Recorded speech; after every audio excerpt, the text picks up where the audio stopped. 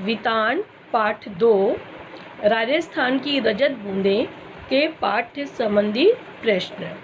पहला प्रश्न है, राजस्थान में कुएं किसे कहते हैं? इसकी गहराई और व्यास तथा सामान्य कुओं की गहराई और व्यास में क्या अंतर होता है? इसका उत्तर इस प्रकार लिखेंगे। राजस्थान में कुएं उसे कहते हैं जो रेत के नीचे खड़िया पत्थर की पट्टी पर 30 से 60 हाथ तक की गहराई में खोदी जाती है, जिसका व्यास अत्यंत सकरा होता है। इसमें मीठा पानी निकलता है। इसका निर्माण रेत की नमी को पानी में बदलने के लिए किया जाता है। इसमें दिन भर में 3-4-5 घड़े ही जल निकाला जा सकता है। कुएं का घेरा और व्यास बहुत ही सकरा होता है। कुएं का व्यास 4-5 हाथ का होता है, जबकि कुएं का घेरा और व्यास 15 से 20 हाथ का होता है। कुएं गहराई में 30 से 50 हाथ तक गहरी होती है। कुआं गहराई में 150-200 हाथ गहरा होता है। स्थान विशेष के आधार पर गहराई में अंतर होता है। कुएं का व्यास इसलिए कम होता है ताकि पानी भाप बनकर ना उड़ सके और उसे सरलता से ढका जा सके। कुएं का व्यास इसलिए बड़ा होता है क्योंकि वह भूजल जल पर आधारित होता है। पानी के भाप बनकर उड़ने से उस पर कोई विशेष प्रभाव नहीं पड़ता है। कुएं में कोई विशेष प्रभाव नहीं पड़ता। अब कुएं का व्यास छोटा रखा जाता है ताकि धूप से वो पानी भाप बनकर ना उड़े। कुएं रेत की नमी के द्वारा ही पानी प्राप्त करती है। कुएं का पानी खारा होता है, जबकि कुएं का पानी मीठा होता है। प्रश्न नंबर 2, दिनों दिन बढ़ती पानी की समस्या से निपटने में ये पाठ आपकी कैसे मदद कर सकता है तथा देश के अन्य राज्यों में इसके लिए क्या उपाय हो रहे हैं, जानें और लिखें। इसका उत्तर इस प्रकार लिखेंगे। जल प्राणी मात्र के जीवन के लिए परम आवश्यक होता है। जल के बिना सब कुछ सूना है। वर्तमान में दिनों दिन बढ़ती पानी की समस्या विकराल रूप धारण कर रही है। ऋतु चक्र अनेक बीमारियों से मनुष्य जनसंख्या वृद्धि हो रही है। स्वच्छ जल की कमी हो रही है। मनुष्य अनेक बीमारियों से ग्रसित हो रहा है। ऋतु चक्र में परिवर्तन होने के कारण कहीं सूखा पड़ रहा है तो कहीं अकाल, कहीं अतिवृष्टि के कारण पेयजल नहीं मिल पाता है। देश के बहुत से भागों में तो लोगों को कई किलोमीटर पैदल चलकर पानी लाना पड़ता है। इस पाठ को पढ़ने के पश्चात हमें ये ज्ञात होता है कि किस प्रकार से प्राकृतिक साधनों का उपयोग कर पानी की समस्या से निपटा जा सकता है।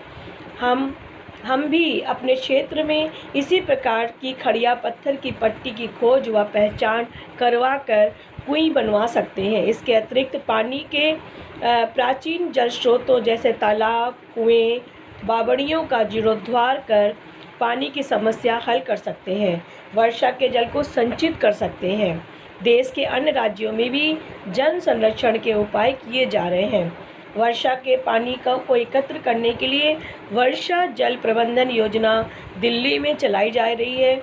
इस योजना के अंतर्गत सर्वाधिक स्थानों से जैसे स्कूल, कॉलेज आदि में बड़े बड़े टैंक बनवाए जा रहे हैं। वर्षा का पानी पाइपों द्वारा सीधा पृथ्वी में चला जाता है। इससे भूजल स्तर में वृद्धि करने में सहायता मिल जाती है।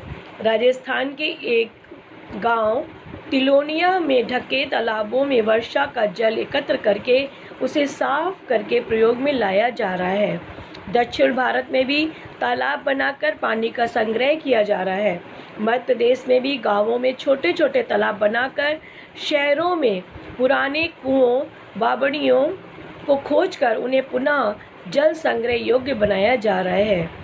इस प्रकार से पानी का संरक्षण किया जा रहा है। प्रश्न नंबर 3, शेजारों के साथ गांव समाज के व्यवहार में पहले की तुलना में आज क्या फर्क आया है, पाठ के आधार पर बताइए।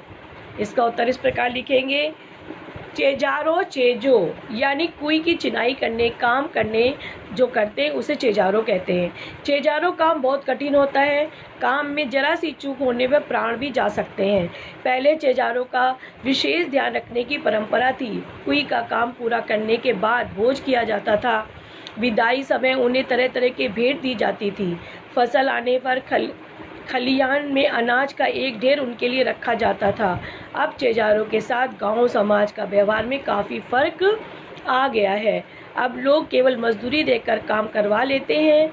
चेजारों को अब सामान्य मजदूर समझा जाता है। उन्हें केवल मजदूरी दी जाती है। उनका समाज में पहले जैसा मान सम्मान नहीं होता है। आज का समाज कुई बनाने को एक व्यवसाय की दृष्टि से देखता है और एक मुफ्त पैसा देकर अपना पीछा छुड़ा लेता है। प्रश्न नंबर 4, निजी होते हुए भी सार्वजनिक क्षेत्रों में कुइयों पर ग्राम समाज का अंकुश लगा रहता है। लेखक ने ऐसा क्यों कहा है? इसका उत्तर इस प्रकार लिखेंगे।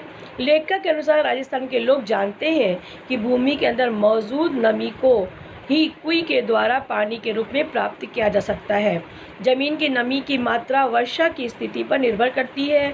क्षेत्र में जितनी ज़्यादा कुइयाँ होंगी, भीतरी नमी का उतना अधिक प्रयोग होगा। अगर नई कुई का निर्माण होगा तो सहज ही दूसरी कुइयों की नमी का बंटवारा होगा। कुई की नमी एकत्रित करने की क्षमता पर असर पड़ेगा। यही कारण है ग्राम समाज में निजी कुई बनाने के लिए भी मुश्किल से अनुमति मिलती है। निजी होते हुए भी कुइयाँ सार्वजनिक संपत्ति बन जाती हैं। इसलिए लेखक ने कहा है कि निजी होते हुए भी सार्वजनिक क्षेत्र में कुइयों पर ग्राम समाज का अंकुश लगा रहता है। प्रश्न नंबर 5, कुई निर्माण संबंधित निम्न शब्दों के बारे में जानकारी दें। पालर पानी, पाताल पानी, रेजाणी पानी। पालर पानी का अर्थ होता है बरसात का सीधे रूप में मिलने वाला पानी। ये पानी नदियों, तालाबों, कृत्रिम झीलों, बड़े बड़े गड्ढों में रुक जाता है। इस पानी को उपयोग में नहीं लाया जा सकता। खुले में होने के कारण ये पानी जल्दी गंदा हो जाता है। अधिकांश पानी भाप बनकर उड़ जाता है। बहुत सारा पानी भूमि के अंदर चला जाता है। दूसरा है पाताल पानी। जो पानी भूमि में जाकर भूजल में मिल जाता है उसे पाताल पानी कहते हैं। इस पानी को कुओं, पंपों, ट्यूबवेलों द्वारा निकाला जाता है। तीसरा है रेजाणी पानी। पालर पानी और पाताल पानी के बीच में पानी का तीसरा रूप है रेजाणी पानी। धरातल के नीचे जाकर पाताल पानी में ना मिलकर बीच में ही नमी के रूप में रह जाने वाला पानी रेजाणी पानी कहलाता है। भूमि के अंदर खड़िया पट्टी की सतह के कारण ये पानी पाताल में नहीं मिल पाता। इसी पानी को कुइयों के माध्यम से उपयोग में लाया जाता है। निबंधात्मक प्रश्न है, चेलवांजी की कुई के भीतर कार्य करने की प्रक्रिया पर प्रकाश डालिए। चेलवांजी किस प्रकार से कुई के अंदर काम करते हैं, इसे बताना है। चेलवांजी अपनी जान खतरे में डालकर कुई का काम पूरा करते हैं। सक्रिय जगह में मिट्टी की खुदाई और साथ में चिनाई का कार्य भी करते। काफ़ी थका देने वाला काम होता है। चेलवांजी 4-5 हाथ की जगह में खुदाई और जगह में धीरे धीरे खुदाई करते हुए भूमि के अंदर जाते हैं। घुटने मोड़कर बैठकर धीरे धीरे बसौली से मिट्टी की खुदाई करते हैं। पैरों में जमा मिट्टी को रस्सी के सहारे लटकाई बाल्टी से बाहर निकालते हैं। कुई की गहराई में पसीने से तरबतर चेलवांजी को सांस लेने में बहुत कठिनाई होती है। 20-25 हाथ की गहराई आते आते गर्मी इतनी अधिक हो जाती है कि ऊपर से मुट्ठी भर भर कर रेत फेंककर कुई में हवा को धकेला जाता है। चेलवांजी इस रेत से बचने के लिए सिर पर किसी धातु या बर्तन का टोप पहन लेते हैं। खुदाई करते समय मिट्टी की जांच करते हैं। जैसे ही खड़िया पत्थर की मिट्टी मिलनी शुरू हो जाती है, वे अपना काम खत्म कर देते हैं। नीचे धार लगाकर कुई का निर्माण पूरा हो जाता है। इस प्रकार निरंतर प्राणों को खतरे में डालकर ये लोग अपना काम पूरा करते हैं। प्रश्न नंबर 2 निबंधात्मक प्रश्न का, कुई का मुंह छोटा क्यों रखा जाता है? इसका उत्तर इस प्रकार, कुएं का मुंह छोटा रखने के 3 कारण हैं। पहला कारण है कि छोटे व्यास में पानी की मात्रा अधिक हो जाती है, पानी को आराम से निकाला जा सकता है। बड़ा व्यास होने से पानी का फैलाव अधिक हो जाता है तथा पानी को निकालने मुश्किल होती है। दूसरा कारण है अधिक गर्मी पड़ना। अधिक बड़ा व्यास होने के कारण अधिकतर पानी भाप बनकर उड़ सकता है, इसलिए छोटा मुंह होने के कारण नीचे का पानी सुरक्षित रहता है। तीसरा कारण है कुएं को ढककर रखना।